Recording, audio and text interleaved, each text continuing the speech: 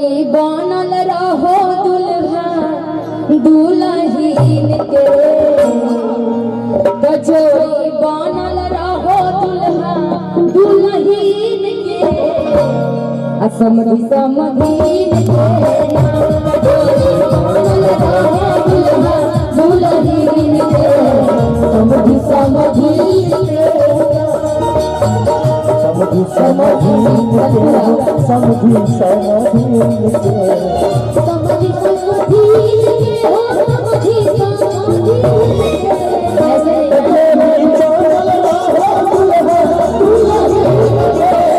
समधी समधीन के हो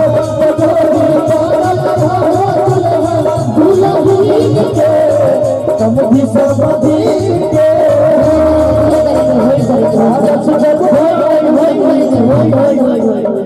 ये प्रमोद सिंह जी कानपुरा जिनकी तरफ से फिर बार कलाकारों को इतना प्यार से नहीं मिल रहा है।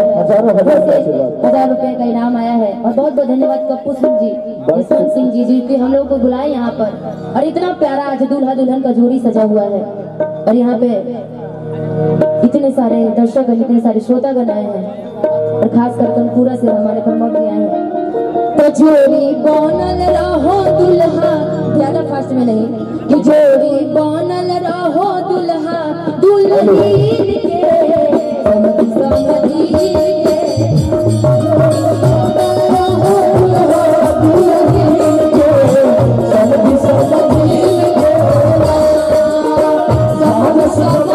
समधी समधीन के समधी समधीन के हो समधी समधीन के समधी समधीन के हो समधी समधीन के जोड़ी बनल रहो दुल्हा दुल्हीन के समधी समधीन के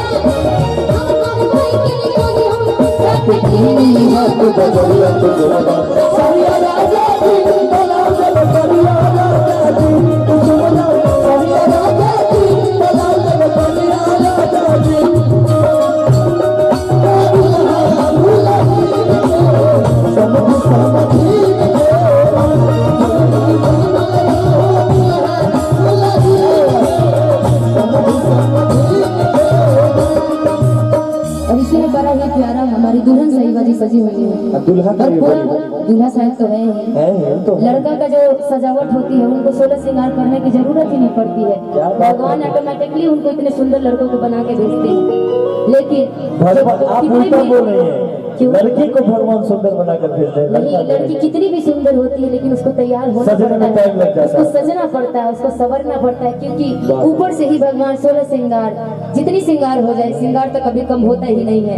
सारे श्रृंगारे औरतों के लिए बना के भेजे लेकिन लड़का को देखिए एकदम सिंपल रहता है लेकिन फिर भी स्मार्ट लगता है। लेकिन सुनिए दूल्हे साहब जी हमारे दुल्हन साहिबा के लिए जानते हैं क्या कहते हैं? क्या क्या कि गोरिया चांद के जोड़िया नियन गोड़ बाड़ू हो।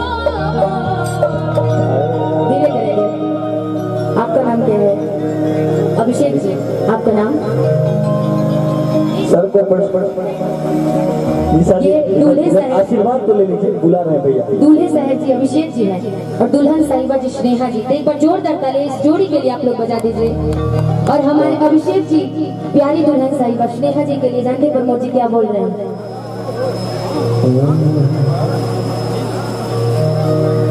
गुड़िया चांद के जोड़िया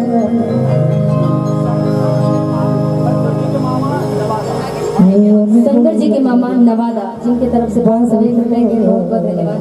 और ये जोड़ी के लिए हमारे अभिषेक जी स्नेहा जी के लिए क्या बोलते हैं? जरा थोड़ा सा साइड हो जाइएगा, ये कैमरे में रिकॉर्ड होने दीजिए क्योंकि ये गाना बहुत ही वायरल हुआ था। हम लोग दरभंगा गए थे हाँ। दरभंगा ही गए थे ना, दरभंगा थे। वहाँ पे भी रिसेप्शन का ही कार्यक्रम था, लॉकडाउन था, लॉकडाउन में भी, लेकिन मैंने दूल्हे साहब से आई लव यू बुलवाया था स्नेहा जी को। एक बार मैं चाहूंगी कि अभिषेक जी एक बार इजहार कर दीजिए, आप फूल बड़ा गुलाब हाथ में रखे हैं। फूल है गुलाब का सुगंध लीजिए, फूल है गुलाब का सुगंध लीजिए, और प्यार है अभिषेक का कबूल कीजिए। एक बार मैं लीजिए, एक बार मैं लीजिए आप, और एक बार मैं चाहूंगी कि जो आपके हाथ में गुलाब ऐसे का- नहीं, निशा जी सुनिए ना, एक खड़ा बार करके जो- दोनों हाँ, आदमी को वही- दबाइए, हाँ। जो आपके हाथ में वो रोज है ना, वो रोज आज स्नेहा जी को दे दीजिए। और स्नेहा जी मैं चाहूंगी कि एक बार आप दोनों आदमी थोड़े स्टेज पे खड़े हो जाइए, कि आज की आन बान शान है आप, और ये जोड़ी आप दोनों की हमेशा बनी रहे, और दोनों घर आप लोगों का हमेशा सलामत रहे। तो मैं चाहूंगी एक बार आप स्टेज पर आइए, खड़े हो जाइए अभिषेक जी, और एक बार अपना प्यार का इजहार, ऐसे तो आप आज से आपने कर ही दिया है, शादी हो गई, आज आपकी रिसेप्शन भी हो गई, और आज के बाद से आप लोग जोड़ी में बने हुए सातों जन्म तक, जन्म जन्म का साथ है हमारा तुम्हारा। तो मैं चाहूंगी एक बार इजहार कर दीजिए और स्नेहा जी को आई लव यू बोल दीजिए, बोल दीजिए। मैक आपके सामने है, मैक में बोल दीजिए, मैक में चिल्ला करके आप लोग, और आप भी एक्सेप्ट कर लीजिए आई लव यू टू बोल। लेकिन फीलिंग में नहीं बोले। लेकिन एक बार ये गाना थोड़ा सा आप गाइएगा कि गोरिया चांद के जोड़िया, खड़े रहिए थोड़ी देर के लिए, लेकिन गोरिया नहीं गाइएगा, यहाँ स्नेहा जी बस जैसे भी हो वैसे ही खलेसी बोल दीजिए, ऐसे बोलिएगा। स्नेहा चांद की जोड़िया, बस इतना ही बोल दीजिए। देखिए स्नेहा जी के लिए ना कुछ नहीं कर सकते हैं आप, थोड़ा सा बोल दीजिए कि स्नेहा चांद की जोड़िया नियर गोर बारू हो, अब तुम्हारे जोर के हो नहीं खेतू बिजोर बारू हो। एक बार गा दीजिए, उसमें गा दीजिए, अच्छा, फिर इनके तरफ से भी मैं इनको बोलूँगी। इनको लग रहा हो कि अकेले हैं, नहीं हम आ गए आपके चलिए, बगल में, अब गाइए, अब गाइए, अब अब गाइए, गाइए, हिम्मत करके, बहुत दूर नहीं गाइए। बोलिए कि स्नेहा चांद के जोड़िया, थोड़ा सब लोग साइड हो जाइए, लेडीज लोगों को भी देखने में दिक्कत हो रहा है, प्लीज। थोड़ा सा मन से थोड़ा सा साइड हो करिए, लड़की लोग भी देख रही हैं, औरत लोग भी देख रही हैं, सबको ये कैमरे में जरूर रिकॉर्ड करिएगा, क्योंकि ये गाने बहुत ही वायरल होते हैं, बहुत ही डिमांड आती है इस गाने का। तो स्नेहा जी आपके पतिदेव जी का थोड़ा सा आवाज बजा हुआ है, बेचारे बहुत प्रयास किए और आपको पा लिए, बहुत है, जन्म जन्म का साथ आप लोग एक बार बोल दीजिए ना स्नेहा जी, कि जन्म जन्म का साथ है। यही बोलना, एक बार बोलिए कि स्नेहा चांद, बोलिए स्नेहा चांद के जोड़िया। एक बार जानते हैं निशा जी, जियो। ये जो है ना बहुत छुपे रुस्तम है, छुपे रुस्तम है अभिषेक जी, ये जो अल्फाबेट का सबसे पहला अंक होता है ना ए, वही होता है सबसे खतरनाक होता है ना जी।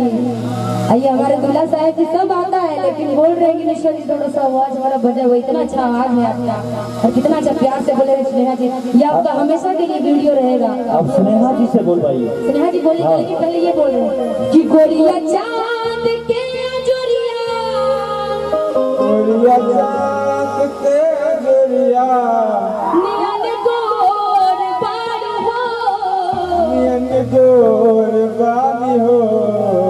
आप लोग इधर से आवाजें करते रहिएगा देखो कि तोहर जोर केहू नहीं खे, बिजोर बार हो, जोर जोर केहू नहीं खे, तू बिजोर।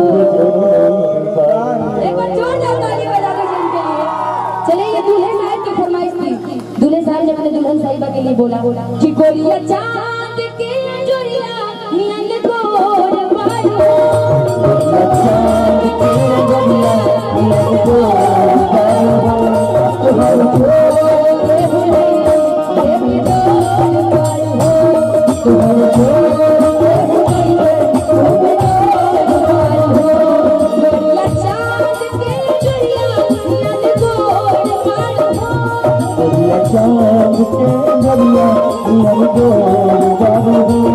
तोहर जोर केहू नहीं खे, बिजोर बार हो, तोहर जोर केहू नहीं खे, बिजोर बार हो। अभिषेक जी आपने बोला इनके लिए स्नेहा चांद के जोड़िया नियर गोर बारू है, लेकिन हमारी स्नेहा जी भी जानती है आपके लिए क्या बोलेंगी, सजैसन सोच ले रहनी ओइसन पियवा मोर मारे, आप ही बोलिएगा कि जैसन सोच ले रहनी, बोलिए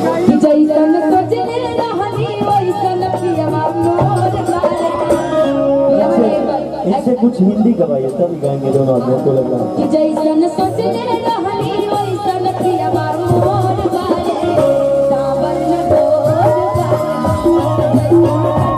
बारे वैसन पिया मोर बारे हमारा लगोर बारे थोड़ा पातर छीतर थोड़ा पातर छीतर थोड़े थोड़ बारे सावन गोर बारे जैसन सोचले रहनी वैसन पिया मोर बारे सावन गोर बारे प्रमोद सिंह जी तनपुरा जी की तरफ से भैया तू चीज बड़ी है मस्त मस्त तू चीज बड़ी है मस्त तू